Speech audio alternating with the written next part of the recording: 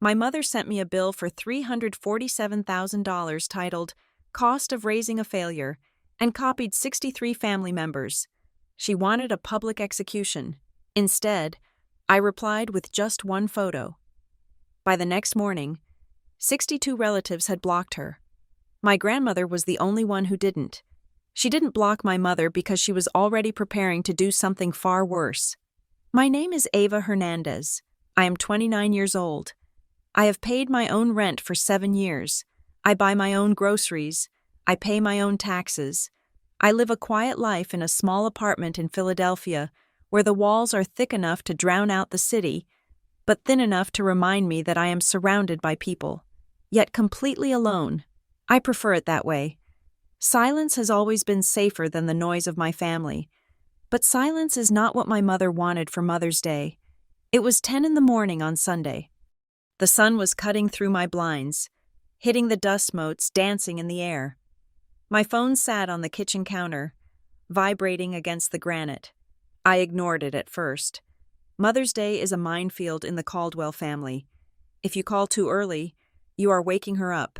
If you call too late, you do not care. I was brewing coffee, watching the dark liquid drip into the pot, mentally preparing the script I would use when I finally dialed her number. I would say, "Happy Mother's Day." She would sigh, and the transaction would be complete. Then the email notification chimed. It was not a text. It was not a call. It was an email. The chime was the specific, sharp tone I assigned to my primary inbox, usually reserved for work emergencies or bills. I picked up the phone. The subject line was in all capital letters. Cost of raising a failure. My thumb hovered over the screen. I felt a strange detachment, the kind of cold clinical observation I use in my job as a risk analyst. I opened the email. There was no body text, no greeting, no "Dear Ava," just an attachment, a PDF file named invoice_final_ava.pdf. And the carbon copy list, that was the part that made my breath hitch. Just for a second, she had not just sent this to me, she had CC'd everyone, 63 people, my father, my sister Delaney, my aunts in Ohio, my cousins in Texas, my great-uncle who was currently in hospice care in Florida. She had included relatives I hadn't seen since I was 12 and people who barely knew my last name. She had turned a private wound into a national broadcast. I opened the PDF. It was formatted like a professional invoice. She must have spent hours on this, maybe days. There were columns for dates, descriptions, and amounts. Item: diapers and formula, 1995 to 1997. Amount: $4,500. Item: clothing and uniforms, elementary school. Amount: $8,200. Item: mediocrity tax, high school tutoring for chemistry. Amount: $1,500. Item: mental distress caused by your attitude, 2010 to present. Amount: $150,000. It went on for 6 pages. She had monetized every sandwich she ever made me, every ride to soccer practice, every moment of her existence that intersected with mine. At the bottom, in bold red font, was the grand total, $347,000, below the total. She had added a note. Payment due upon receipt. You have taken enough. It is time to pay back the investment that yielded no return. I put the phone down on the counter. I should have been crying. That is what a normal daughter would do. A normal daughter would look at this manifesto of hatred and collapse. She would call her father, sobbing, asking why Mom would do this. She would reply, begging for forgiveness, pleading to know what she had done wrong this time. But I didn't cry. My heart rate didn't even spike. I felt hollowed out, empty, like a conference room after a long meeting where everyone has been fired. This was not a shock. This was confirmation. For years, I had suspected that to Diane Caldwell. I was not a person. I was a ledger entry. I was a bad stock she had held on to for too long. She wanted a reaction. She wanted the drama. She wanted the phone calls from 63 relatives asking what happened, giving her the stage to play the martyr. She wanted to tell them how hard she tried, how ungrateful I was, how she had kept the receipts of her sacrifice. She was waiting for the explosion. I looked at the coffee pot. It was full. I poured myself a cup. I took a sip. It was hot, bitter, grounding. I walked over to my laptop and opened it. I logged into my email. I saw the thread. It was already marked as high importance. I hit reply all. I did not type a defense. I did not write, "How could you?" or "This is insane." I did not address the 63 spectators sitting in the digital coliseum, waiting for the lions to eat me.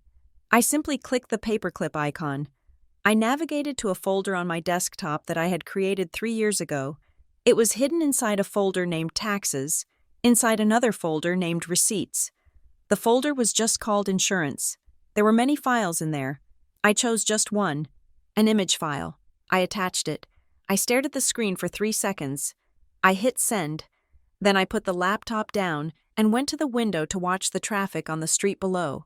The reaction was almost immediate. My phone began to vibrate. First, it was a text from my cousin Sarah. "Oh my God. Ava, is that real?" Then a text from my Aunt Linda. "Diane just called me screaming." I hung up on her. Then my father called. I let it go to voicemail. Then my sister. "Delaney, you need to take that down. Right now, Mom is hyperventilating." I didn't answer. I just watched the notifications stack up like bricks in a wall. The image I sent was not a secret. It was a public record, technically. But in our family, truth was treated like contraband. It was a simple photograph of a bank transfer document. It was dated 5 years ago. It showed a transfer of funds from a custodial account, an account my grandmother had set up for my education, directly into a personal account solely owned by Diane Caldwell. The memo line on the transfer didn't say tuition. It didn't say dorm fees. It said, "Kitchen remodel/spa trip." And below that, in my mother's unmistakable handwriting, a note to herself in the margin of the scanned teller slip. She won't get into college anyway. I hadn't added any text to the email. The picture was the text. The picture was the answer to the $347,000 question. She claimed I owed her for raising me. I showed them she had stolen my future to pay for her granite countertops. By noon, the vibration on my phone changed. It wasn't frantic anymore. It was rhythmic. Blocked, blocked, blocked. Cousin Mike sent a screenshot to the group chat, a chat I wasn't supposed to be in. But he added me. It showed his phone settings. Blocked Diane Caldwell. My uncle sent a message. "I never knew. I am so sorry. Kiddo, she is cut off. The dominoes were falling. For 29 years, Diane had controlled the narrative. She was the saint. I was the sinner. She was the burden bearer. I was the heavy load. But narratives are fragile things. They are made of words. My response was made of evidence. She had CC'd 63 people to witness my execution. Instead, she had invited them to her own autopsy. I spent the rest of the day in silence. I didn't clean. I didn't read. I just sat there, feeling the weight of the years lifting off my shoulders. It wasn't happiness. It was relief. It was the feeling of finally dropping a backpack full of rocks that you have been carrying since you learned to walk. Night fell. The messages stopped. The verdict was in by the next morning, Monday. The tally was unofficial but clear, based on the texts I had received and the screenshots forwarded to me. 62 members of the family had blocked Diane Caldwell on their phones and social media. She was isolated. She was screaming into a void of her own making. There was only one person who hadn't blocked her. My grandmother, Ruth. Ruth was 80 years old. She was the iron spine of this family. She lived in a sprawling estate in Vermont called Stonehaven. She didn't use social media, but she checked her email on an iPad every morning with her tea. I waited for her to block Mom. I waited for the text saying she was done with her daughter. Instead, at 9 in the morning. My phone buzzed with a single message from her. 9 in the morning tomorrow. Come to Stonehaven. Come alone. My stomach twisted. Ruth was traditional. She believed in family matters staying in the family. She hated scandal. She hated aired, dirty laundry. I had just aired the dirtiest laundry we had to the entire extended clan. I packed a bag. I got in my car. I drove 5 hours north to Vermont. I thought I knew what was coming. I thought she was going to lecture me. I thought she was going to tell me that we don't do this, that I should have been the bigger person, that I needed to apologize to keep the peace. I thought she was going to try to fix it, to glue the shattered pieces of the family vase back together with guilt and obligation. I walked up the stone steps of her house. The door was heavy oak. I didn't even have to knock. It opened before I reached for the handle. Ruth stood there. She was dressed in a sharp navy suit, not her usual house dress. Her silver hair was pulled back tight. Her eyes were hard, like flint. "Come in," she said. I stepped inside. The hallway was cold. "Grandma," I started. "I can explain why I sent—" She held up a hand. "You don't need to explain the photo. Ava, the photo is done." She turned and walked toward her study. "Follow me." I followed her. I thought that was a mediation session. I thought she was going to sit me down with tea and tell me that everything would be all right if I just deleted the email. I was wrong.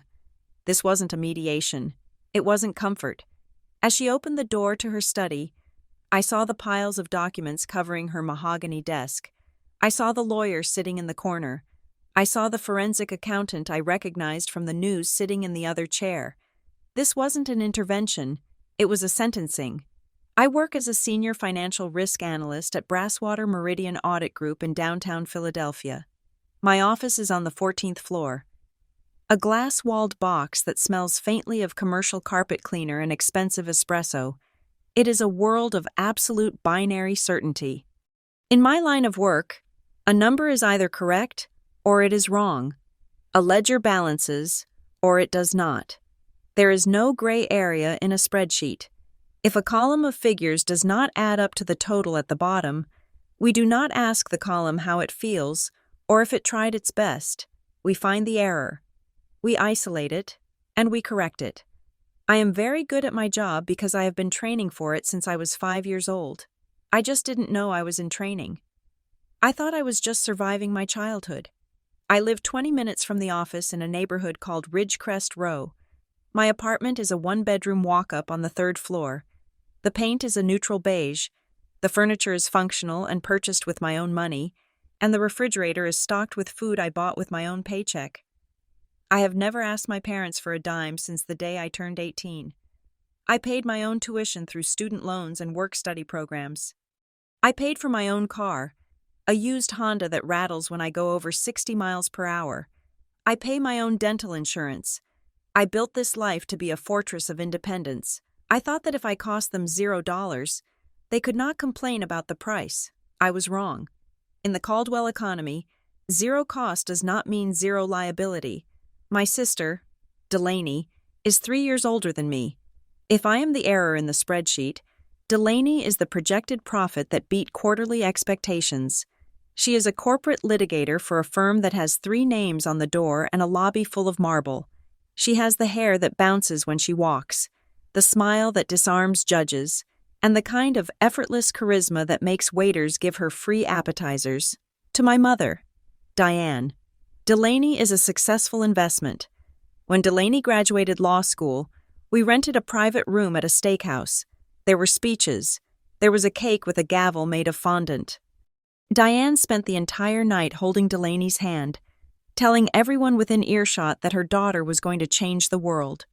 When I passed my CPA exams, a grueling 4-part test with a 50% pass rate, I got a text message from Diane. It said, "Good. Now you can do my taxes for free. That is not a joke. That is a direct quote. The dynamic has always been this way. Diane views motherhood not as a relationship, but as a portfolio management strategy. Delaney is the high-risk, high-reward asset. She requires maintenance, expensive clothes, networking dinners, emotional reassurance, but she yields social capital. Diane can brag about Delaney at the country club. She can wear Delaney's success like a diamond brooch. I am the low-yield bond that somehow lost value. I am the safe option that turned out to be boring. I am the silence at the dinner table. Diane looks at me and sees a sunk cost. She sees the braces I needed at 12, the asthma inhalers I needed at 10, The public state university degree that doesn't impress her bridge club. She looks at me and calculates the return on investment, and she finds it lacking. It manifests in the small things, the paper cuts that bleed slowly over decades. Christmas at the Caldwell house is a theatrical production. We gather around the tree, and Diane hands out the gifts. For Delaney, it is always something tactile and luxurious. A leather tote bag for court, a spa weekend package, a piece of jewelry that catches the light. Delaney squeals. She hugs Mom. The camera flashes. Then Diane hands me an envelope. Inside, there is usually a gift card to a store I have never mentioned liking. Or worse, a card stating that a donation has been made in my name to a charity for troubled youth. "I thought it fit you," Diane would say, sipping her wine, her eyes scanning my face for a crack in the armor. "Since you struggled so much finding your way." I didn't struggle. I was a straight-A student. I have a stable career. But in Diane's narrative, I am always flailing. She needs me to be the failure so Delaney can be the success. You cannot have a golden child without a scapegoat to carry the sins into the desert. Evan Pierce is the only one who sees the math for what it is. Evan has been my boyfriend for 2 years. He is a structural engineer, like me. He understands load-bearing walls and breaking points. He comes from a family that shouts loud and loves hard. People who fight over the last meatball and hug until your ribs creak. The first time he came to a Caldwell dinner, he sat in silence for 2 hours, watching Diane make backhanded compliments about my hair, my job, and my apartment. On the drive home that night, the car was quiet. The streetlights of Philadelphia flickered past us in a rhythmic blur. "Why do you go back?" Evan asked. His voice wasn't angry. It was genuinely confused. I looked out the window. "It's complicated." "It's not," he said. "She treats you like an employee she's trying to fire. Ava, but she can't fire you because you're blood. So she just creates a hostile work environment hoping you'll quit. Why don't you quit?" "Because if I quit, I prove her right," I said. It was the first time I had admitted it out loud. "If I walk away, I become the ungrateful daughter she tells everyone I am. I become the villain. I stay to prove I'm not who she says I am."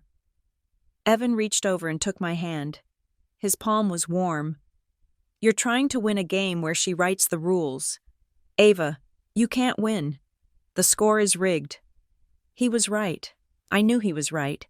But knowing the data is flawed doesn't make it easy to delete the file. There is a primitive, desperate part of the human brain that craves the approval of the woman who made you. Even if that woman looks at you with the cold detachment of a bank teller counting pennies. I kept going back. I kept buying the Mother's Day cards. I kept eating the dry turkey at Thanksgiving and smiling through the critiques of my outfit. I kept thinking that if I just achieved enough, saved enough, became stable enough, the ledger would finally balance. I thought if I showed her I was solvent, she would stop treating me like a bankruptcy case. But I was analyzing the wrong data set. I was looking at logic. Diane operates on ego. I sit at my desk at Brasswater Meridian and look at the rows of numbers on my dual monitors. Numbers are beautiful because they are honest. If a company is bleeding cash, the cash flow statement screams it. You cannot hide a loss forever. Eventually, the math catches up to you. My family has been living on a fraudulent balance sheet for 29 years. We have been trading on insider information and inflated valuations. Diane has been cooking the books, hiding the emotional debt in offshore accounts of denial, pretending that we are a solvent, happy enterprise. But I am an auditor. It is my nature to dig. It is my nature to look at a discrepancy and pull the thread until the whole sweater unravels. I didn't know then that I was gathering evidence for a trial. I thought I was just protecting myself. When I started finding the irregularities in my own financial history, the credit checks I didn't authorize, the mail that went to addresses I never lived at, I didn't panic. I didn't scream. I did what I do at work. I opened a new file. I labeled it insurance. I started scanning. I started saving. I started building a paper trail, brick by brick, document by document. At the time, I told myself it was just paranoia. I told myself I would never need to use it. It was like a nuclear deterrent. You build the weapon, hoping you never have to launch it. But deep down, in the part of me that remembers being 7 years old and crying in the bathroom because Mom forgot to pick me up from school, I knew. I knew the day would come when the polite veneer would crack. I knew that eventually, she would try to cash me out. And when that day came, I would not use tears. I would not use screams. I would use the one thing Diane Caldwell could not manipulate: gaslight or guilt trip. I would use the numbers. It started 3 years ago with a number that did not make sense. I was 26 years old. I was looking to move out of a shared duplex and into a solo apartment in a better zip code. I had the deposit ready. I had the pay stubs to prove I earned 3 times the monthly rent. I filled out the application with the confidence of someone who pays her bills 2 days before they are due. 3 days later, the property manager called me. She sounded awkward. She told me they could not move forward with my application. When I asked why, she hesitated before telling me that my credit score did not meet their minimum requirement of 650. I almost laughed. I told her there must be a mistake. I tracked my finances down to the cent. I knew my score was hovering around 780. She sent me the report. I opened the attachment and felt the blood drain from my face. The number at the top of the page was 542. It was not a clerical error. It was a massacre. According to the report, I was drowning in debt. There were credit cards I had never held in my hand. There were installment loans for furniture I had never sat on. There were late payments, missed payments, and accounts and collections. 2 weeks later, the second blow landed. A letter from the Internal Revenue Service arrived in my mailbox. The paper was thin and terrifying. It stated that there was a discrepancy in my tax return. They claimed I had failed to report income from a contract position at a consulting firm I had never heard of.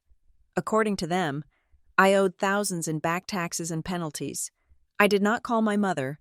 I did not call my father. I went to work. I hired an independent certified public accountant named Marcus. I paid him out of my emergency savings. I told him I did not want tax advice. I wanted a forensic audit of my own existence. Marcus was a man of few words. He treated my life like a crime scene. We pulled reports from Equifax, Experian, and TransUnion. We requested validation letters. We traced IP addresses on digital loan applications. The pattern emerged slowly, like a photo developing in a darkroom. The activity had started the month I turned 18. That was the legal age of financial consent.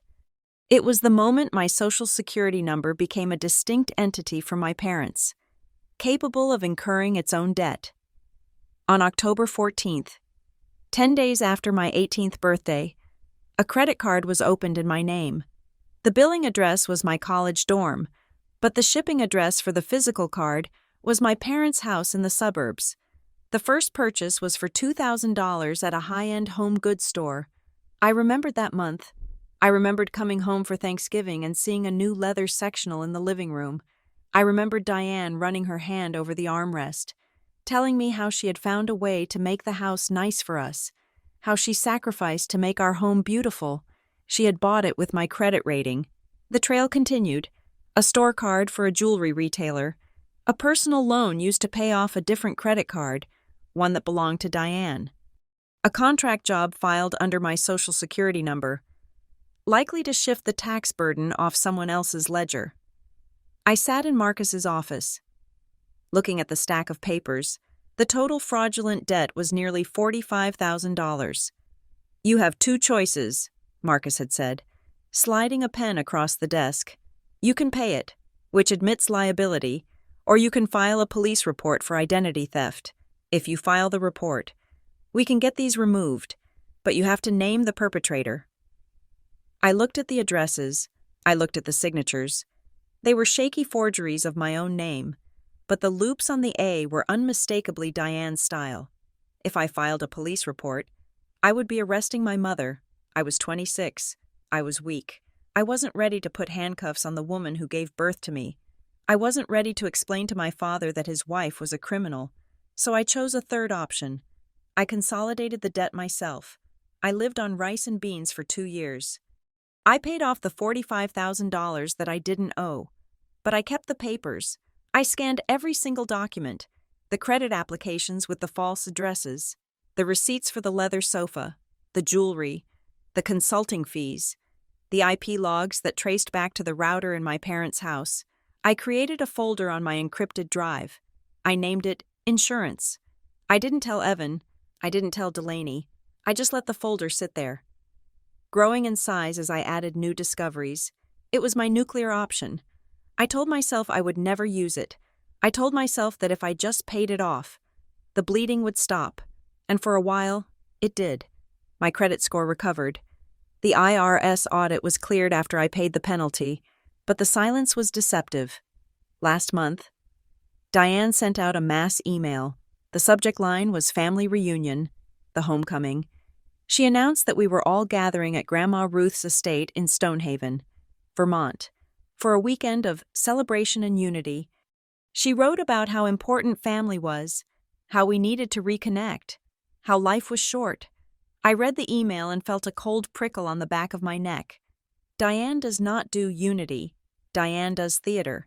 If she was gathering the entire clan, all the aunts, uncles, and cousins, it meant she needed an audience. Usually, these events are designed to showcase Delaney. But Delaney had just made partner at her firm. She didn't need a boost. Then I noticed the tone of Diane's recent texts to me. They were snippy, aggressive. She had asked me for a loan a month ago, $5,000 for unexpected medical bills, and I had said no. I had told her I didn't have it, which was a lie. I had it. I just wasn't going to give it to her. She had gone silent after that refusal. Now, suddenly, a reunion. I sat in my apartment, looking at the invitation. My gut, honed by years of risk analysis, screamed that this was a trap. You do not invite the entire family to Vermont just to drink tea.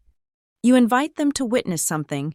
Diane was planning to make an example of someone, and since Delaney was the golden idol, that left only one candidate for the sacrifice. I packed my suitcase for Vermont. I packed my clothes. I packed my toiletries. Then I opened my laptop. I transferred the insurance folder to a secure cloud drive accessible from my phone. I synced the files. I made sure every PDF, every screenshot, every bank statement was ready to be deployed with a single tap. I did not want to fight. I wanted to survive the weekend, eat the potato salad, nod at the speeches, and go home. I wanted to keep the peace, even if it was a false peace. But as I drove north, watching the city skyline fade into the trees of Pennsylvania and then the mountains of Vermont, I made a silent vow. I would not start the war. I would not fire the first shot. But if she came for me, if she tried to leverage the family against me, if she tried to extract value from me one more time, I would not cry. I would not apologize. I would open the folder. I pulled into the driveway of Stonehaven. The house loomed large and gray against the sky. I saw the cars lining up. I saw the relatives hugging on the lawn. It looked like a party. To me, it looked like a battlefield. I checked my phone one last time. The insurance folder was there, waiting. I stepped out of the car and put on my smile. It was the only armor I had left, or so I thought. I didn't know then that Diane had already printed her invoice. I didn't know she had already drafted the bill for $347,000. She thought she was setting a trap for a mouse. She didn't realize the mouse had brought a bomb. I arrived at Stonehaven at 8 in the morning on Saturday. The house was a Victorian beast of gray stone and creeping ivy, sitting on 5 acres of Vermont hillside. It was beautiful, intimidating, and silent. My car was the only one in the driveway. I knew the drill. In the script of the Caldwell family, there are the stars, and there are the stagehands. I had known my role since Tuesday when my phone buzzed with a call from Delaney. "Ava," she had said, her voice breathless, the sound of city traffic in the background implying she was doing something terribly important. "I am absolutely drowning in discovery documents for the merger case.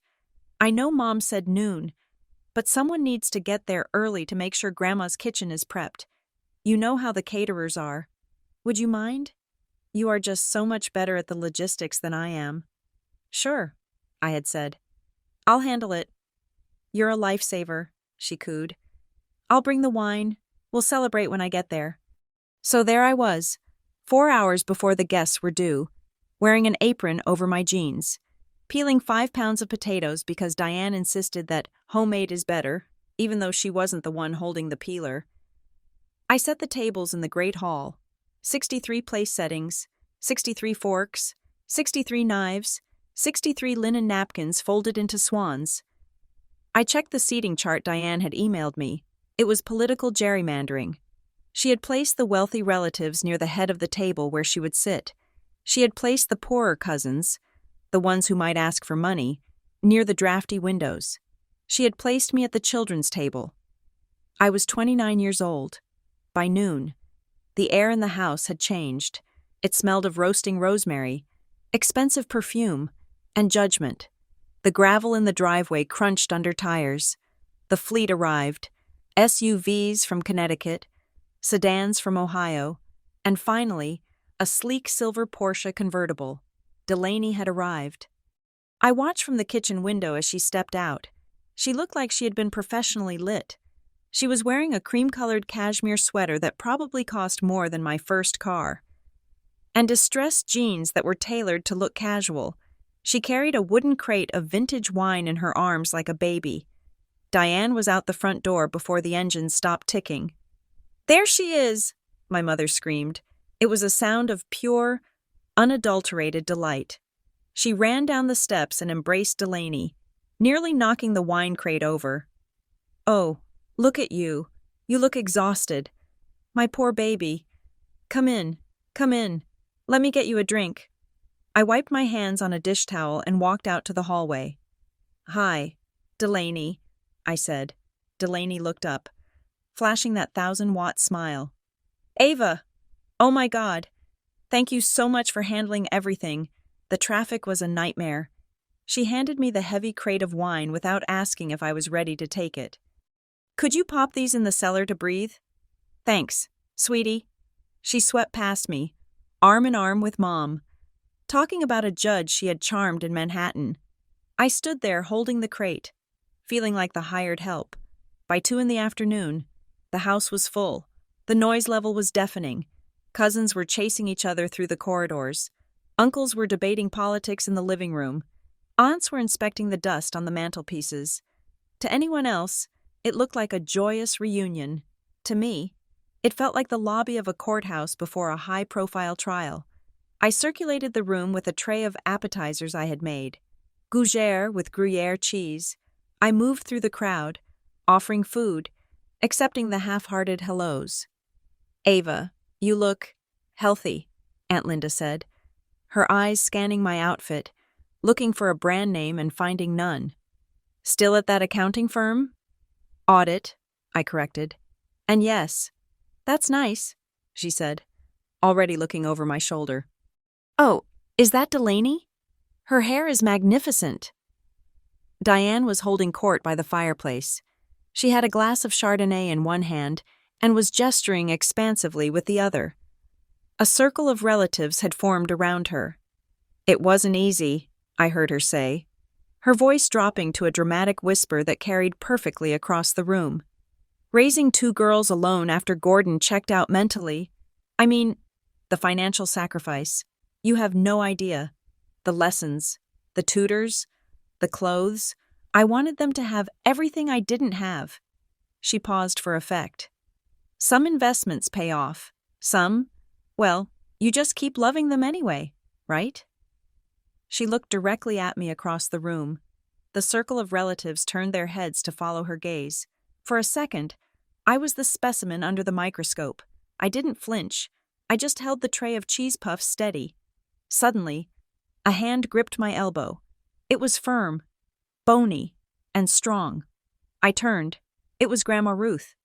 She was small, barely 5 feet tall, but she had a presence that could silence a room. She was wearing a brooch that looked like a dagger. "Grandma," I said, "can I get you something?" "I don't want your cheese puffs. Ava," she said quietly. Her voice was rasping, but clear. "Come here." She pulled me into the alcove under the stairs, away from the prying eyes of the living room. She looked at me, her gray eyes piercing. "She's planning something," Ruth said. It wasn't a question. "I know," I said. "She's been manic all week," Ruth continued. "She brought a printer. Who brings a printer to a family reunion?" I felt a cold stone drop in my stomach. A printer. Ruth squeezed my arm. Her fingers dug into my muscle. "Listen to me. In this family, silence is usually the currency we pay to keep the peace. I have paid it for 80 years. I am tired of paying." She leaned in closer. "Today, don't yield. If she pushes, you push back. Do you understand me?" "I don't want to cause a scene, Grandma," I whispered. "The scene is already set, child," Ruth said. "The only question is who walks off the stage when the curtain falls." She let go of my arm and nodded toward her study down the hall. The door was slightly ajar. "I have been doing some reading," she said cryptically. "Go look, but don't touch." Then she turned and walked back into the crowd, tapping her cane on the floorboards with a rhythmic thud, thud, thud. I looked around. No one was watching me. Diane was busy reenacting a story about Delaney's law school graduation. I slipped down the hall and pushed the study door open. The room smelled of old paper and lemon polish. Ruth's desk was usually immaculate. Today, it was cluttered. There was a thick leather folder in the center of the desk. Next to it was a large manila envelope, sealed with red wax. It looked official. It looked like a will, or a deed, or a death warrant. I didn't touch it. I respected Ruth's rules, but I saw the corner of a document peeking out from under a paperweight. It was a letterhead from a forensic accounting firm in Boston. I stepped back out and closed the door. My heart was beating a little faster. Ruth knew. I didn't know what she knew, but she knew something was rotting in the state of Denmark. I walked back to the living room. Diane was moving furniture. Excuse me, everyone," she announced, her voice bright and brittle. "Could we just clear this wall? I have a little presentation later, a little surprise." She was standing in front of the main wall in the living room, the one that usually held a painting of the Vermont landscape. She had taken the painting down. In its place, she was hammering a nail. She hung a large, empty frame on the wall. It was huge, maybe 3 feet by 4 feet. It was covered with a velvet cloth, like an unveiling at a museum. "What's that, Diane?" Uncle Robert asked, laughing nervously. "A portrait of yourself?" "Better," Diane said, her eyes glittering. She looked at me again. This time, she didn't mask the malice. It was a direct, predatory stare. "It's a receipt. We always talk about value in this family. I think it's time we looked at the actual numbers." My blood ran cold. She wasn't just going to yell at me. She wasn't just going to criticize me. She had made props. She had prepared a visual aid. I looked at the empty frame covered in velvet. I looked at the crowd of 63 relatives, sipping their wine, oblivious to the fact that they were the audience for a public shaming. I felt the phone in my pocket. It felt heavy. The insurance folder was just one tap away. I took a deep breath. The smell of the rosemary roast was suddenly nauseating. "Okay, Mom," I thought. "You built the stage, but you forgot one thing. You forgot that I am the one who handles the logistics, and I brought my own script." The dinner plates had been cleared. The hum of conversation was beginning to lull, settling into that heavy wine-soaked drowsiness that usually signals the end of a family meal. But Diane was not done. She was just getting started. She stood up at the head of the table. She tapped a silver spoon against her crystal wine glass. The sound was sharp, piercing through the chatter like a shiv. Ting, ting, ting. "Family," Diane began. Her voice was trembling with a theatrical vibrato. "If I could have your attention for a moment." The room went quiet. 63 heads turned toward her. Delaney, sitting to her right, looked up with a practiced smile of adoration. I sat at the far end of the children's table, my hands folded in my lap, watching my mother. She looked radiant. She looked like a predator who had just spotted a limping gazelle. "We talk a lot about value," Diane said, walking slowly around the table. "We talk about legacy. Being a mother is the hardest job in the world. It is a thankless job. It is a job where you pour your soul, your time, and yes, your financial resources into creating the next generation. She stopped behind Delaney's chair and rested her hands on my sister's shoulders. Sometimes, the investment yields a masterpiece, Diane said, beaming down at Delaney. Delaney is my dividend. She is the proof that my sacrifice was worth it. A partner at a law firm, a pillar of the community, a daughter who understands gratitude. Delaney patted Diane's hand, performing the role of the dutiful saint perfectly. But Diane's voice dropped. The warmth evaporated from the room. Investment involves risk, and sometimes, despite your best efforts, despite the money you pour into the whole, the asset fails. She turned her eyes to me. The entire room followed her gaze. I felt 63 pairs of eyes land on me. Some were confused, some were pitying. Most were just uncomfortable. "Ava," Diane said. She didn't shout. She spoke with a quiet, disappointed resignation that was far more damaging. "I have loved you, I have supported you, but for 29 years, you have been a drain. You have taken, and you have given nothing back but silence and mediocrity." She walked over to the velvet-covered frame on the wall. "I decided it was time to be honest," she said. "I decided it was time to quantify the cost of raising a failure." She pulled the velvet cloth down. There was a collective gasp in the room. It wasn't a murmur, it was a sharp intake of breath. Mounted in the frame was a blown-up poster of an invoice. It was professionally printed. It detailed 29 years of expenses. Obstetrics bill, $4,000. Orthodontics, $6,000. Bail money, which never happened, $500. Emotional damages, $150,000. At the bottom, in font size 100, was the total, $347,000. At that exact second, a synchronized buzzing sound rippled through the room. It sounded like a swarm of angry bees. Every smartphone in the room lit up at once. Diane had hit send on the mass email. "I have sent you all the copy," Diane announced, gesturing to the phones. "So there is no confusion. This is what she owes me, not just in money, but in life. I carried this burden so she could sit here today and judge me." The silence that followed was absolute. It was heavy and suffocating. My cousin Mike looked down at his phone, then up at the poster, his mouth slightly open. Aunt Linda put her hand over her mouth. My father, Gordon, stared at the wall, his face drained of color. Diane stood by her poster, chest heaving, waiting for the applause. She was waiting for the family to rally around her, to nod and say, "Yes, Diane, you poor saint. How did you endure it?" I didn't look at the floor. I didn't cry. I didn't run out of the room. I stood up. The sound of my chair scraping against the hardwood floor was violent in the silence. Diane looked at me, a smirk touching the corner of her mouth. "Do you have something to say, Ava?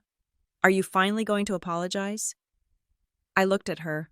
I looked at the poster. Then I looked at the room. "You like numbers, Mom," I said.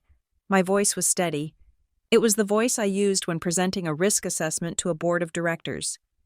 "You want to talk about accounting. You want to talk about who owes what to whom." I pulled my phone out of my pocket. "You shared your ledger," I said. "It is only fair that I share mine." I opened the draft I had saved. The subject line was, Cost of raising a failure. I tapped the screen once, sent. "I just replied to your email," I said to the room. "Please, refresh your inboxes."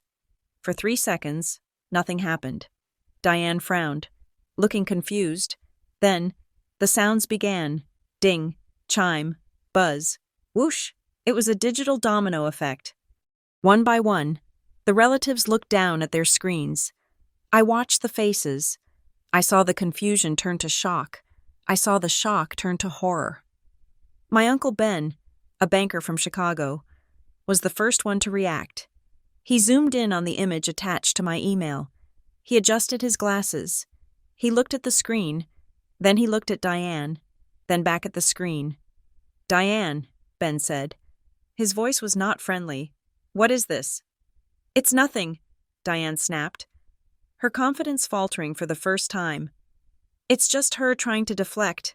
Don't look at it. It's a bank transfer, Ben said, his voice rising. It's a transfer from the custodial trust Ruth set up for the girls' education, dated August 25th, 5 years ago. Diane took a step back. That was for family expenses. We needed it. The beneficiary account is yours, Ben continued, reading from his phone. And the memo line says, kitchen remodel. Another cousin spoke up from the back. Wait, I thought you said Ava didn't get any financial aid? You told us you paid her tuition out of your retirement savings. You cried about it at Christmas. I did, Diane screamed. I did pay it. This document shows the trust was drained 2 weeks before her tuition was due, my Aunt Sarah said, holding up her phone. Ava took out student loans. We all know that. So where did this money go? The atmosphere in the room shifted violently. Moments ago, they were uncomfortable spectators to a mother disciplining a daughter. Now, they were witnesses to a fraud. Diane looked around the room. She saw the shift. She saw the judgment. She's lying, Diane shrieked, pointing a trembling finger at me. She photoshopped it. She's always been a liar. I didn't speak. I didn't have to. The metadata was in the file. The truth was on the screen.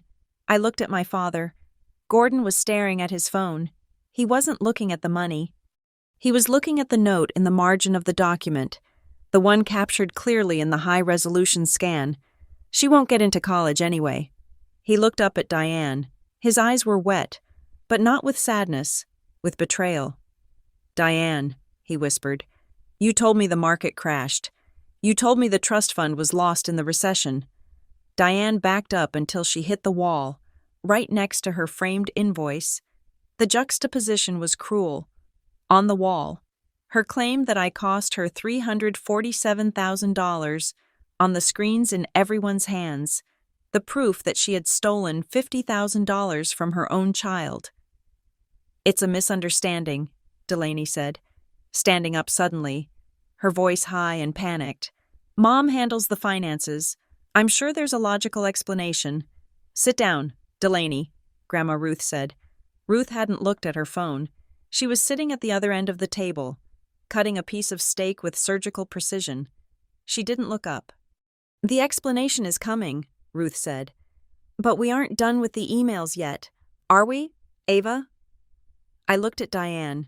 She was pale, pressing herself against the plaster, as if she could merge with the wall and disappear. No, Grandma, I said. We aren't done. I looked at the room. That was just the education fund. Now, let's talk about the taxes. The silence in the room was not empty.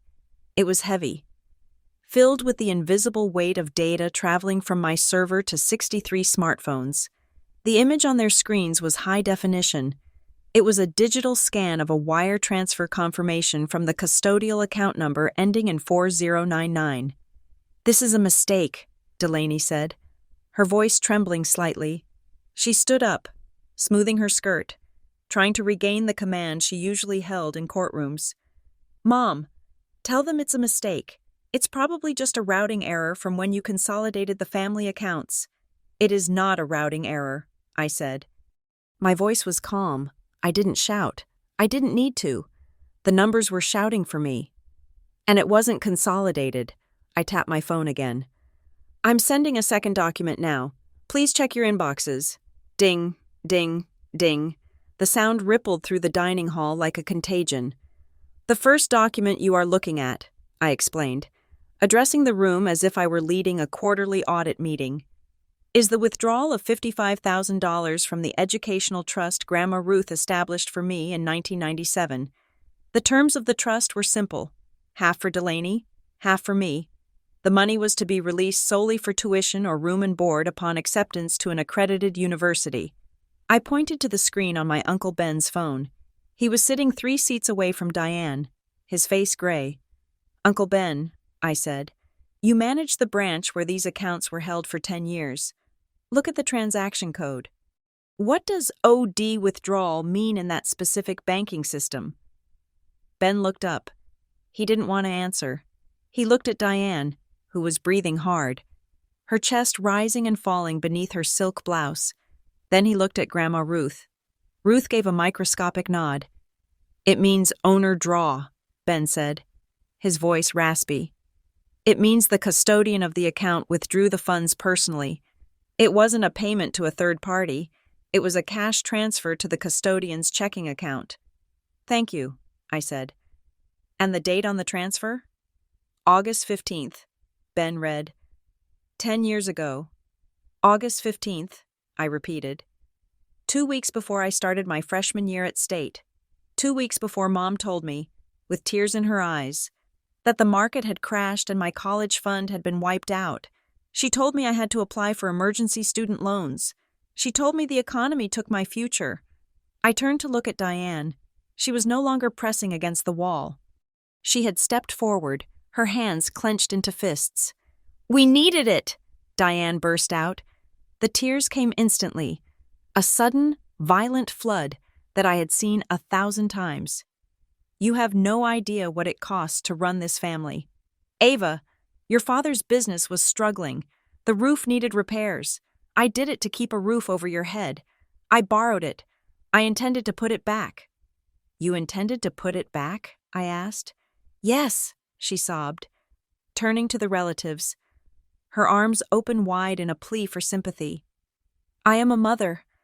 I robbed Peter to pay Paul. I did what I had to do to survive. And now my own daughter is crucifying me over household expenses from a decade ago? It was a good performance. A few of the cousins looked down, uncomfortable. Aunt Linda looked like she might go over and hug her. Diane was playing the martyr card, the sacrificing mother card. It was her trump card.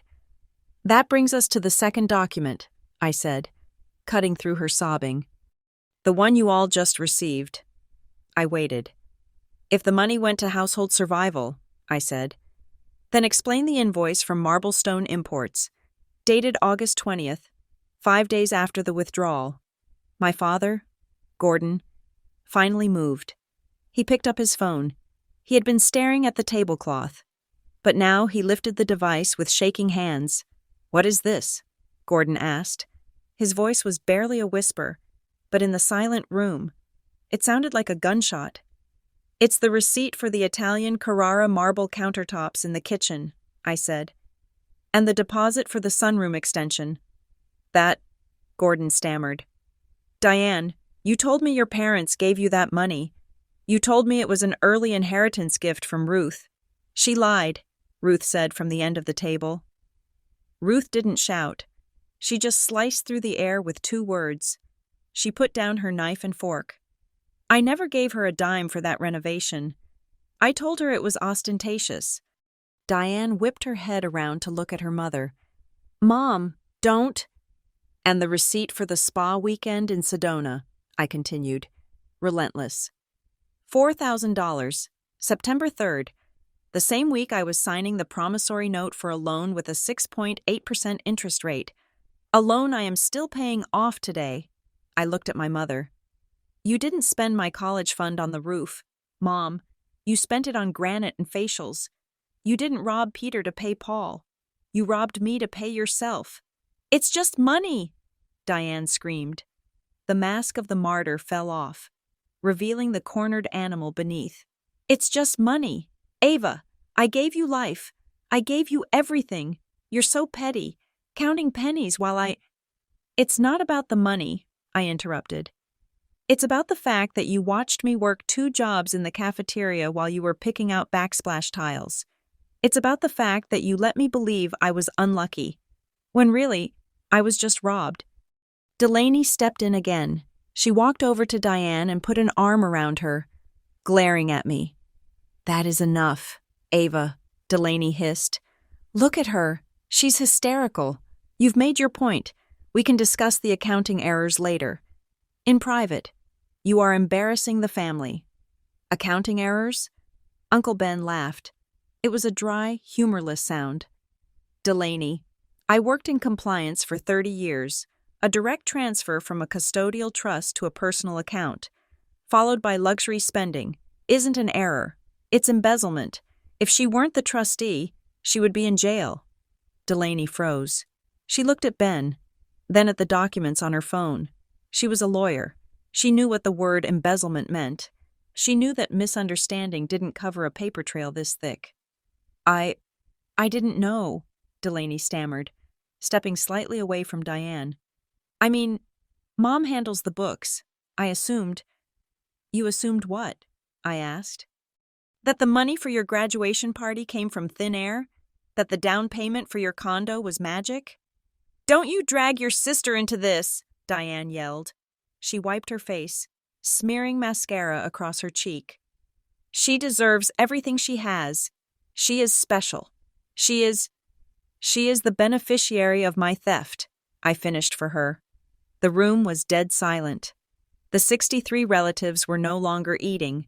They were no longer drinking. They were staring at Diane Caldwell as if they were seeing her for the first time. They were seeing the cracks in the porcelain doll. But the most important reaction was the one happening to my left. Gordon Caldwell stood up. My father is a quiet man. He is a man who avoids conflict. He is a man who has spent 30 years nodding and saying, "Yes, dear," to keep the peace. He is a man who believed the narrative because it was easier than checking the facts. He walked over to the wall. He stood in front of the poster Diane had printed, the bill for $347,000. He looked at the itemized list of my failures. Then he turned to Diane. He didn't look angry. He looked devastated. He looked like a man whose entire reality had just dissolved. "Diane," he said, "you told me the market took the girl's money. You made me sit down with Ava when she was 18 and tell her that we couldn't help her. You made me look my daughter in the eye and break her heart." "Gordon, please," Diane whimpered, reaching out a hand. "I did it for us. The house. The value of the house went up. It was for the family estate." "You made me a liar," Gordon said. He stepped back, avoiding her touch. "I have spent 10 years thinking I failed her, thinking I was the one who couldn't provide." "You didn't fail me, Dad," I said softly. "You just trusted the wrong accountant." Diane looked at Gordon, then at Delaney, then at the sea of faces that had turned into stone. She realized her tears weren't working. The poor mother act had expired. She straightened her spine, her eyes narrowed. If she couldn't be the victim, she would be the bully. "Fine," she spat. "Fine. So I spent the money. I raised you. I am entitled to it. You think a few $1,000s makes us even? You think this little slideshow changes who you are? You are still the one who never fit in. You are still the cold, ungrateful little—" "I am not done," I said. I looked at the group. "The tuition was just the beginning," I said. "That was just theft. What comes next is fraud." I tapped my phone. "Let's talk about why I couldn't rent an apartment when I was 26. Let's talk about the credit cards. We are moving from theft to federal fraud," I said. My voice did not shake. I felt a strange, cold clarity, like I was standing in the eye of a hurricane watching the debris spin around me. I tapped my phone screen again. A third document zipped through the airwaves to 63 pockets. "Check your screens," I commanded. "This is a tax transcript from the Internal Revenue Service. It is dated 4 years ago." My Aunt Lydia, a woman who had not spoken a word since the appetizers were served, adjusted her reading glasses. She was the family matriarch on my father's side, a woman known for her strict adherence to rules and her Sunday roast. She peered at her phone, frowning. "It says, dependent status, claimed," Lydia read aloud. Her voice was sharp. "But Ava, you were 25 years old. You were working full-time. You were living on your own." "Exactly," I said. "I was an independent taxpayer. I paid my own rent. I bought my own food. But according to the federal government, I was living in Diane Caldwell's basement, relying on her for more than 50% of my support." I looked at Diane. She was pacing now, a frantic back-and-forth movement behind her chair. "It was a strategy," Diane argued. her hands flying up. It was just a tax strategy. Ava, you didn't make enough money to get the full deductions anyway. I maximized the benefit for the family unit. We are a collective. What is good for the hive is good for the bee. The bee got audited. Diane, I said. I swiped to the next image on the screen. This is the letter I received from the IRS, I told the room. Because my mother claimed me as a dependent, while I filed as an independent, my return was flagged, my refund was frozen, I spent 6 months fighting an audit, I spent $2,000 on a CPA to prove that I bought my own toilet paper. $2,000, Uncle Ben repeated. He looked at Diane with disgust. You cost her $2,000 so you could get a $500 credit? It wasn't $500, Diane snapped. It was the head of household status. It was the earned income credit. It saved us thousands. Us? I asked. Who is us? I didn't see a dime of that refund. I saw late fees. I saw stress. I saw a government agency threatening to garnish wages I worked 80 hours a week to earn. You agreed to it, Diane shouted. She pointed a finger at me, her nail polish perfectly manicured, a stark contrast to the ugliness of the moment. We talked about it. You said it was fine. You said, Mom, whatever helps the family. The room wavered. I could see the doubt creeping into the eyes of a few cousins. Diane was a master gaslighter. She could rewrite history with such conviction that you would question your own memory. I expected you to say that, I said. I tapped my phone. Document number 4, I announced.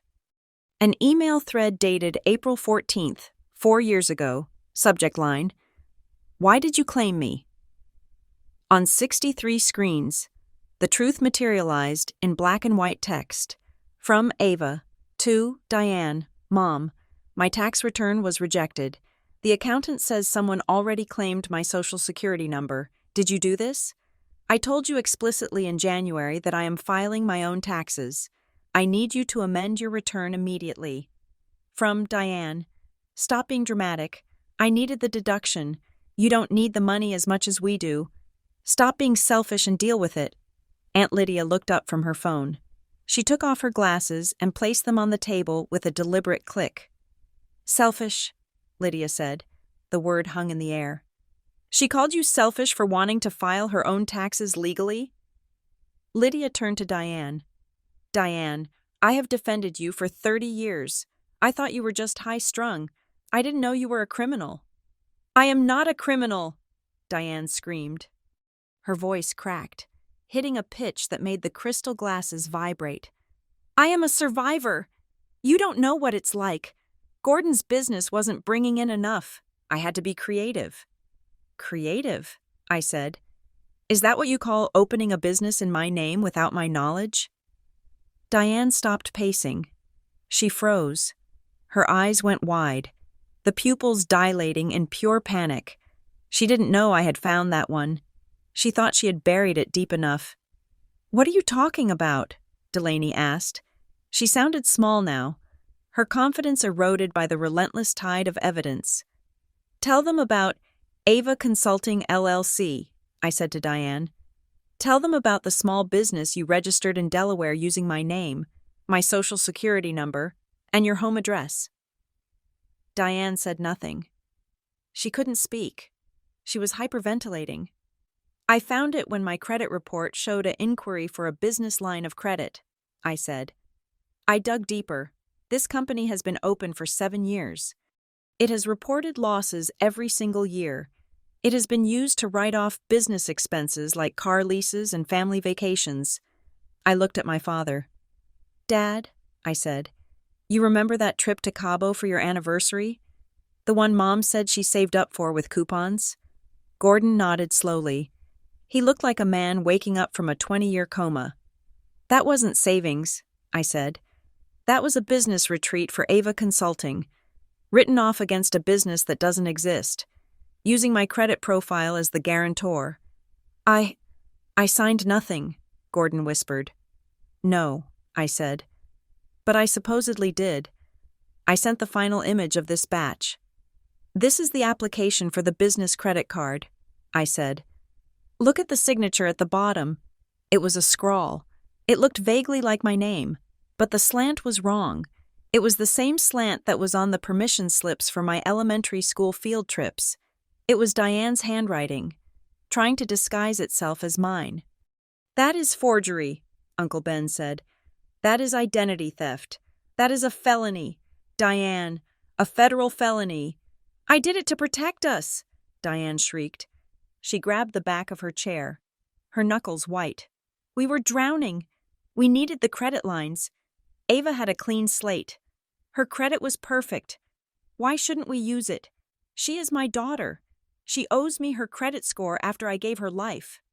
I owe you nothing, I said. My voice rose for the first time, sharp and cutting. I don't owe you my name. I don't owe you my financial future. I don't owe you the ability to rent an apartment, which I lost because you tanked my score to buy furniture you couldn't afford. I paid it back, Diane lied. I made the minimum payments. You missed 4 payments in a row 3 years ago, I corrected her. That is why I was rejected for the apartment at Ridgecrest. That is why I had to live in a studio with a leaking roof for another year. Because you bought a new dining set and forgot to pay the bill. I looked at Gordon again. He was looking at me with a profound, crushing sadness. He wasn't looking at the evidence anymore. He was looking at his daughter. You handled this alone, Gordon said. It wasn't a question. You hired the CPA. You fought the audit. You paid the debts. You never told me. I couldn't tell you, I said. If I told you, you would have asked her, and she would have spun a story. And you would have believed her because it is easier to believe your wife is a little bad with money than to believe she is stealing your daughter's identity. I wouldn't have believed this, Gordon said, gesturing to the wall where the cost of raising a failure invoice still hung. I see it now, Ava. I see all of it. I did it so we wouldn't lose face, Diane blurted out. The room went quiet. She had said the quiet part out loud. What? Aunt Lydia asked. I did it so we wouldn't look poor. Diane yelled, her mask completely gone, her face twisted in ugly desperation. The neighbors, the club, everyone thinks we are successful. Everyone thinks the Caldwells are on top. If I hadn't used her credit, we would have lost the cars. We would have looked like failures. I saved this family's reputation. No, Ruth spoke up from the end of the table. Her voice was like a judge's gavel. You saved your own vanity, and you burned your daughter to keep yourself warm. Diane looked around the room, wild-eyed. She saw no allies. She saw only judges. Delaney knew, Diane screamed, pointing at my sister. Delaney knew about the business write-offs. She helped me draft the incorporation papers. The air left the room. I turned to look at my sister. Delaney was frozen, a glass of wine halfway to her mouth. Her eyes were wide, terrified. She had been the golden child, the innocent beneficiary. But Diane, in her drowning panic, had just grabbed Delaney's ankle and pulled her under the water with her. Delaney? I asked. Is that true? All eyes shifted to Delaney. The golden child was no longer glowing. She was vibrating with a frequency of pure terror. She set her wine glass down, missing the coaster, the stem clicking loudly against the mahogany table. I didn't know, Delaney stammered, her voice pitching up into a register of innocence that she usually reserved for pleading not guilty on behalf of her corporate clients. I swear, Mom told me she had a private investor for the business. I just helped with the legal paperwork. I didn't look at the names on the accounts. You didn't look? I asked. I didn't let the question hang. I answered it with data. I tapped my phone screen. The 5th document hit the server. Check your phones, I said. This is a credit card statement for a Platinum Rewards Visa. It was opened 3 years ago using my Social Security number. The credit limit was $20,000. So? Delaney challenged, finding a shred of her courtroom bravado. Mom probably opened that too. I have nothing to do with your credit cards. Look at page 3, I said. Look at the shipping addresses for the purchases. I watched as 63 people scrolled to page 3. The billing address is Mom's house, I explained. but the shipping address for 90% of the purchases is distinct: Apartment 4B, the Kensington Towers, downtown Philadelphia. I looked at Trent, Delaney's husband. He was a good man, an architect who liked order and clean lines. He was sitting next to Delaney, looking at his phone with a furrowed brow. "Trent," I said softly, "who lived in apartment 4B at Kensington Towers 3 years ago?" Trent looked up. His face was pale. "We did," he said. "Before we bought the house. That was Delaney's old apartment." "Exactly," I said. "Now, look at the transaction on February 14th. Valentine's Day, 3 years ago." Trent zoomed in on the line item. I saw his eyes widen. Item: Chrono Swiss luxury timepieces. Amount: $8,500. Trent slowly raised his wrist. On it sat a heavy, gleaming watch with a sapphire face. He had worn it proudly for 3 years. He told everyone it was an engagement gift from Delaney, a symbol of her success and their future together. "Delaney," Trent said. His voice was very quiet, but it cut through the room like a razor. "You told me you bought this with your year-end bonus." I did," Delaney insisted, but her eyes were darting around the room, looking for an exit that didn't exist. "I mean, I gave the money to Mom to pay the bill. It was a logistical thing. I didn't know she used Ava's card." "You didn't know?" I repeated. "You are a senior associate at a top law firm. You scrutinize contracts for a living. You are telling me you let Mom buy an $8,000 watch for your fiancé and you never once asked to see the receipt?" "I trusted her," Delaney shouted. "Is that a crime? To trust your mother?" "Trust isn't a crime," I said. "But conspiracy is." I swiped to the next image. "I pulled your text logs. Delaney," I said. "You and Mom are on a family plan. The account is in Dad's name. I have had access to the cloud backups for months." I hit send. The screenshot appeared on 63 screens. It was a text conversation between Delaney and her best friend, Jessica. It was dated 1 week before the watch was purchased. "Jessica, that watch is insane. Del, how can you afford that and the wedding deposit?" Delaney, "Don't worry about it. Mom is handling the funding." She opened a line for household expenses. Jessica, "Is it safe?" Delaney, "It's under Ava's profile. Her credit is pristine. She lives like a nun. She never checks her reports. Mom says it's a victimless crime. We'll pay it back before she notices." The room erupted. It wasn't a gasp this time. It was a roar. Chairs scraped back as people stood up. My cousin Mike threw his napkin on the table. Aunt Linda looked physically ill. "Victimless?" Uncle Ben shouted, his face turning a dark shade of red. "You destroyed your sister's financial reputation so you could buy a watch? You knew? You actually knew?" Delaney shrank into her chair. She looked small, the power suit, the expensive hair, the aura of success. It all dissolved. She wasn't a high-powered lawyer anymore. She was just a mean girl who got caught. "It wasn't like that," Delaney cried, tears streaming down her face, ruining her makeup. "Mom said Ava owed us. Mom said Ava was ungrateful and this was just balancing the scales. I needed to look successful for the firm. I needed to look the part. You don't understand the pressure." "So you stole from your sister?" Trent asked. He began to unbuckle the watch from his wrist. His hands were shaking. "You let me wear stolen property for 3 years?" He took the watch off and slammed it onto the table. The heavy metal made a dull thud that echoed in the silence. He stood up and walked away from the table, turning his back on his wife. "Trent, wait," Delaney sobbed, reaching for him. But he didn't turn around. Diane saw her golden investment crumbling. She saw the perfect marriage, the perfect career, the perfect image she had crafted for Delaney disintegrating in real time. She panicked. "Stop it!" Diane screamed at the room.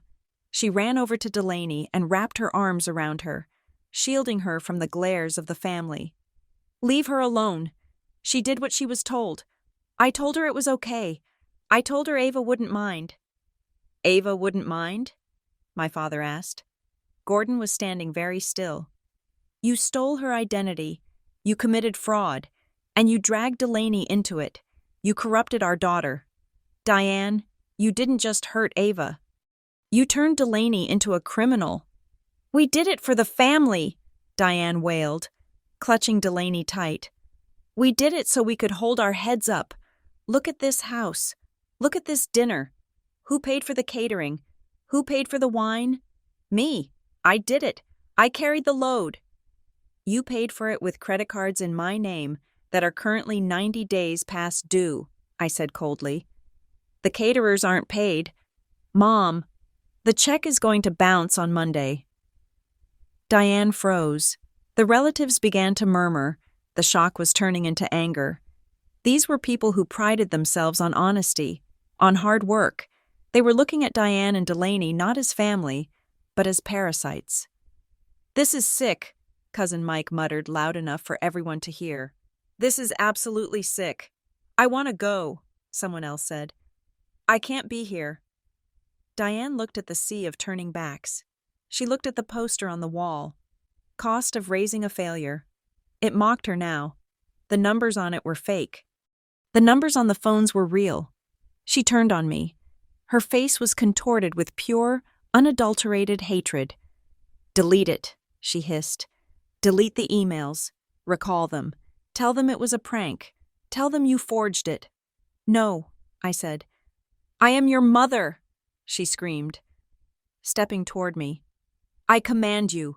You are ruining this family. You are humiliating us. Fix it. I didn't ruin the family.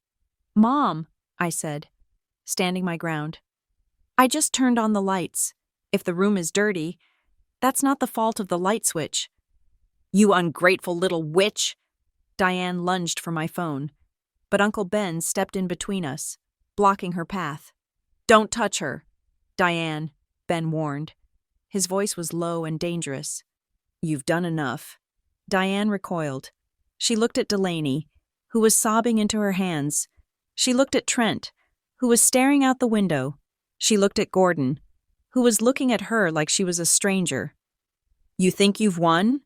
Diane spat at me over Ben's shoulder. You think you're so smart with your receipts? You don't know anything. You don't know why I did it. You think it's just money? You think I just like nice things? She laughed. It was a manic, broken sound. You don't know the half of it, she said. You don't know why I really hate you. You don't know why you were always the one who had to pay. I looked at her. I felt a chill that had nothing to do with the drafty room. Actually, I said, I do know. I held up my phone. There is one more file, I said to the room. I wasn't going to send it. I thought the money was enough. I thought the fraud was enough. But if you want to talk about the why, Mom, if you want to talk about the real reason you have punished me for 29 years, I looked at Grandma Ruth. She was sitting perfectly still, her hands clasped over her cane. She nodded once, a slow, solemn permission. I have the medical records, I said, and I have the adoption papers you thought you burned. Diane's face went from red to a terrifying, ghostly white. She stopped breathing. The final file, I said, explains everything. It explains why you hate me, and it explains why Grandma Ruth prepared that folder in her study. I held my thumb over the screen. The room was suspended in a vacuum of tension so thick it felt like the air had been sucked out. Diane was panting, her eyes darting between me and the exit. She thought I was about to reveal a secret about my birth, about some ancient history that justified her cruelty. But I wasn't looking at Diane. I was looking at Grandma Ruth. Ruth sat at the head of the table, her posture rigid, her face unreadable. She looked like a queen on a chessboard who had watched her pawns fall one by one. She met my gaze. Her eyes were not angry. They were tired. But they were sharp. She gave a single, slow nod. It was the permission I needed. It was the death warrant for Diane's reputation. You think I'm talking about the past, Mom, I said, my voice dropping to a register that forced everyone to lean in. You think I'm talking about why you treated me like a bad investment, but the final file isn't about me. It isn't about the money you stole from your daughter. I tapped the screen. the final file uploaded. It is about the money you were planning to steal from your mother. Ding. The sound was singular this time. It echoed against the high ceilings. Project Stonehaven. I read the title of the document aloud. Check your inboxes. The file contains a PDF of a draft petition for involuntary guardianship. It lists Diane Caldwell and Delaney Caldwell Moss as the proposed co-conservators. A gasp went through the room, sharper and more violent than before. In America, we have a specific horror for what happened to Britney Spears. We know what conservatorship means. It means the stripping of rights. It means legal death. "What is this?" Aunt Lydia asked, her voice trembling. She was looking at the screen, scrolling through pages of legal jargon. "It is a petition to the Vermont Probate Court," I explained, acting as the narrator of their crimes. "It claims that Ruth Eleanor Caldwell is suffering from advanced dementia. It claims she is no longer competent to manage her estate. It claims she is a danger to herself." I looked at Ruth. She was cutting a piece of potato, her hand steady, her mind sharp as a diamond. "Dementia?" Uncle Ben shouted. "She beat me at chess 2 hours ago. She remembers the name of my first dog. She is sharper than any of us." "The petition is dated next week," I said. "They haven't filed it yet. They were waiting for this reunion. They were waiting to get everyone in one room, secure your support, and then file it on Monday morning." I swiped to the next page. "And here is the email thread between Diane and a real estate broker in Stowe," I said. "Dated 3 days ago." I read the text aloud, ensuring every syllable was clear. Subject: listing prep. Message: we will have the power of attorney by Tuesday. Have the photographers ready. We want to list Stonehaven for $2.5 million. Fast cash sale preferred. Sign guardianship. Sell house. Done. Sign guardianship. Sell house. Done. I repeated. 4 words. That was the plan for your mother. Diane, you weren't here to celebrate her. You were here to liquidate her. Diane wasn't screaming anymore. She was silent. She had slumped into a chair, her hand covering her mouth. The fight had left her because this wasn't something she could explain away as family expenses. This was predation. "And Delaney," I said, turning to my sister. "You drafted this. I recognize the formatting. It is the standard template from your firm. You used firm resources to plot a hostile takeover of your own grandmother." Delaney was shaking. She looked at Trent, but he wouldn't look at her. She looked at the family, but they were looking at her with revulsion. I, Delaney stammered. "Mom said Grandma was slipping. She said Grandma was forgetting to pay bills. We were just trying to protect the asset." "Protect the asset?" Ruth spoke. The room fell dead silent. Ruth placed her silverware on her plate. She dabbed her mouth with a linen napkin. She placed her hands on the table and pushed herself up. She stood without her cane. "You called me an asset," Ruth said. Her voice was not loud, but it carried the weight of 80 years. "I am not a stock portfolio. Delaney, I am your grandmother." "Grandma, please," Delaney cried, tears streaming down her face. "I didn't mean it like that. I was scared. Mom said if we didn't get the money, we would lose everything. The firm, the house, the reputation. I was scared of losing it all." "You weren't scared of losing it," Ruth said. "You were scared of earning it." Ruth turned her eyes to Diane. Diane could not meet her gaze. "You forged my signature," Ruth said. Diane looked up, startled. "The medical consent form attached to the draft," Ruth said. "The one authorizing Dr. Stevens to release my non-existent psychiatric evaluation. You signed my name. You practiced it. I found the notepad in your guest room wastebasket 3 months ago." The room inhaled collectively. "You knew?" Diane whispered. "You knew 3 months ago?" "I knew the moment you started asking about the deed to the house," Ruth said. "I am old. Diane, I am not stupid." Ruth reached for the small brass bell on the table and rang it once. The door to her study opened. A man in a gray suit stepped out. He was holding a briefcase. We all recognized him. It was Mr. Henderson, the family's estate attorney for 40 years. He had been in the study the entire time, listening, witnessing. Mr. Henderson has recorded the proceedings of this dinner, Ruth announced calmly. He has copies of the emails Ava sent. He has the originals of the forgeries I collected. Diane stood up, her legs shaking. Mom, please, we can talk about this. I am your daughter. You are a liability, Ruth said. She walked slowly around the table until she stood in front of Diane. You asked me last week why I hadn't blocked you, Ruth said. When Ava sent that first picture, and the rest of the family cut you off. You asked me why I stayed silent. You thought it was because I was oblivious. You thought it was because I was weak. Ruth leaned in close to her daughter. Blocking you is mercy, Diane, Ruth said. It allows you to disappear. It allows you to hide. I didn't block you because I wanted you here. I wanted you to sit in this chair, eat my food, and think you had won. I wanted you to feel safe before the trap snapped shut. She straightened up and looked at the rest of the family. I am no longer merciful. Diane looked at Mr. Henderson, then at the door. She realized there was no way out. The walls of Stonehaven, which she had planned to sell for $2.5 million, were closing in on her. Ruth turned to me. Her expression softened. Just a fraction. She looked at the phone in my hand, the weapon I had used to dismantle the family myth. You did well, Ava, she said. Then she looked me in the eye. 9 a.m. tomorrow, Ruth said. Come to the study. Come alone. The rest of this mess is not your concern. The rest of this is mine. She turned to the lawyer.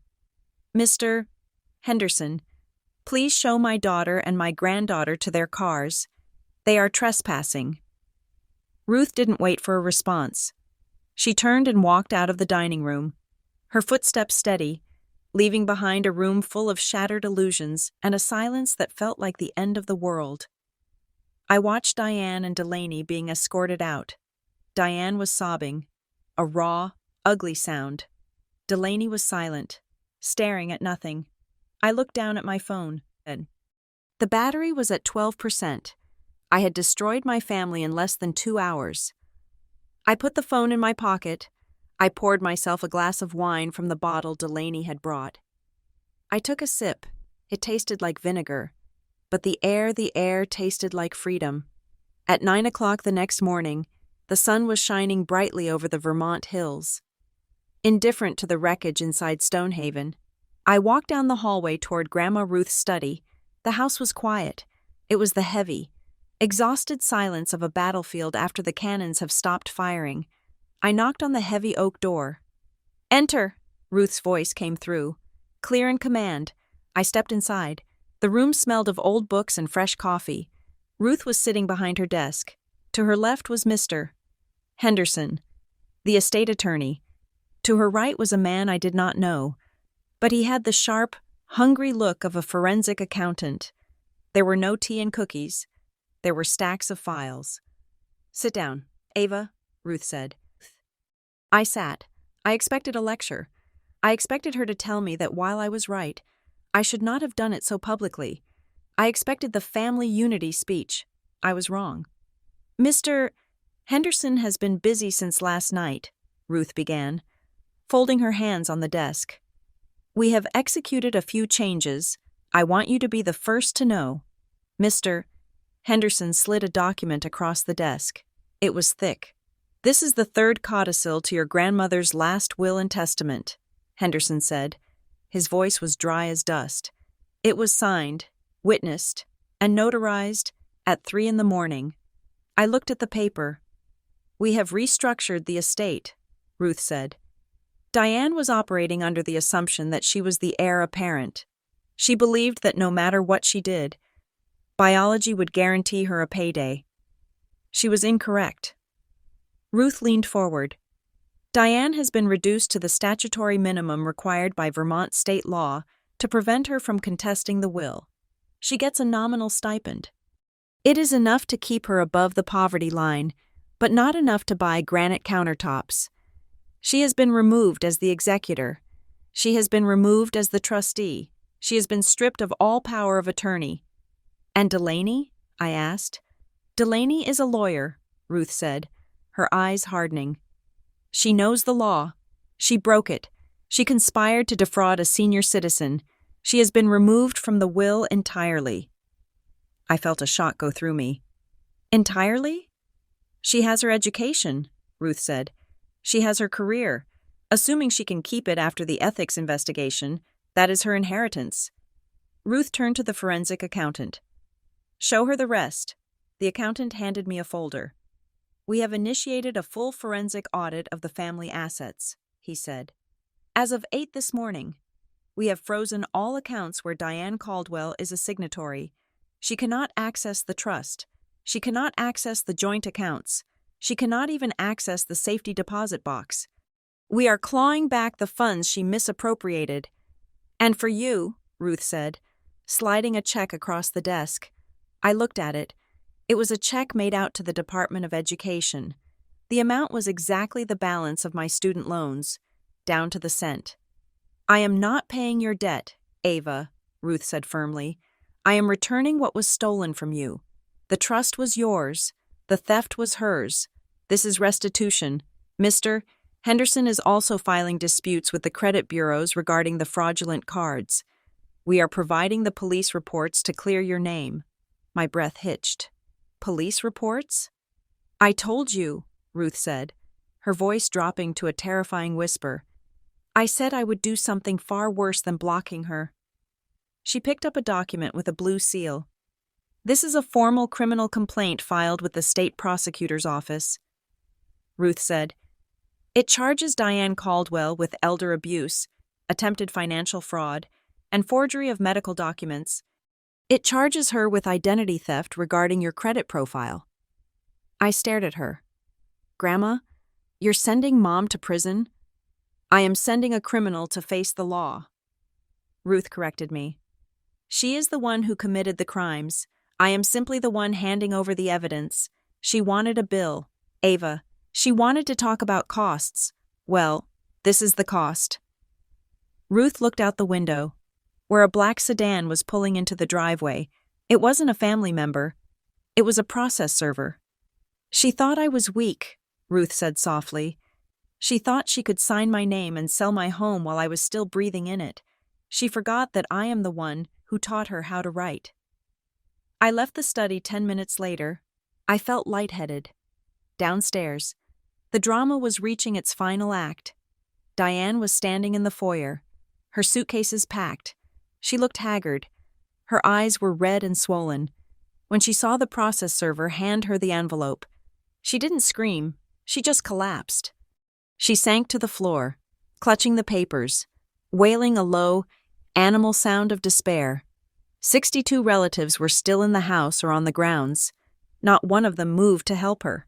They watched from the living room, from the porch, from the kitchen. They watched the woman who had bullied them for decades finally hit the wall she had built. Delaney was sitting on the bottom step of the staircase, her head in her hands. When she saw me, she stood up. Ava, she said. Her voice was cracked. Ava, please, you have to talk to Grandma. She cut me out. She's reporting me to the Bar Association. I'll lose my license. I'll lose everything. I stopped. I looked at my sister. I saw the fear in her eyes, the same fear I had lived with for 29 years. I can't help you, Delaney, I said. We're sisters, she pleaded, reaching for my hand. We're family. I stepped back. We were family when you bought that watch with my social security number. We were family when you drafted the guardianship papers to lock Grandma away. You didn't care about family then. You cared about the asset. I was just doing what Mom said, she cried. Then you should ask Mom for help, I said. If you want to talk to me, you can call Mr. Henderson. He is handling my communications now. I walked past her. I walked past Diane, who was still sobbing on the floor. My father, Gordon, was standing by the front door. He had a small duffel bag over his shoulder. He wasn't looking at Diane. He was looking at the door. "Dad?" I asked. He turned to me. He looked tired, but for the first time in my life, he looked awake. "I'm going to stay at a hotel in town," he said. "Then I'm going to look for an apartment. I can't stay here. Ava, I can't look at her and not see what she did to you." He reached out and touched my shoulder. His hand was trembling. "She sent that bill," Gordon said, shaking his head. "She called you a failure. But you are the only one of us who succeeded. You survived us, Ava."